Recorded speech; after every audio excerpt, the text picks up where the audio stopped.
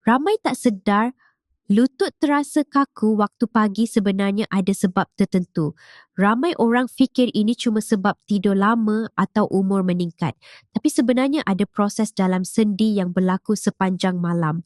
Sebab itu ramai perasan situasi ini. Bangun dari katil, lutut terasa tegang beberapa saat. Kadang perlu berjalan perlahan dulu sebelum lutut rasa normal. Apa yang berlaku sebenarnya berkait dengan tindak balas keradangan dalam sendi.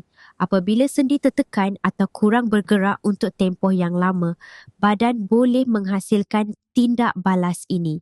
Itu yang membuat sendi terasa lebih kaku ketika bangun pagi. Sebab itu, beberapa bahan semula jadi telah banyak dikaji dalam konteks keselesaan sendi. Boswellic acid dalam Boswellia telah dikaji dalam kajian berkaitan mobiliti dan kekakuan sendi. Gabungan bahan seperti ini sering digunakan untuk membantu menyokong keselesaan sendi apabila diamalkan secara konsisten. Pernah alami lutut terasa kaku semasa bangun pagi?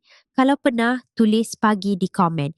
Jika mahu tahu lanjut tentang cara menyokong kesihatan sendi, boleh lihat maklumat di beg kuning.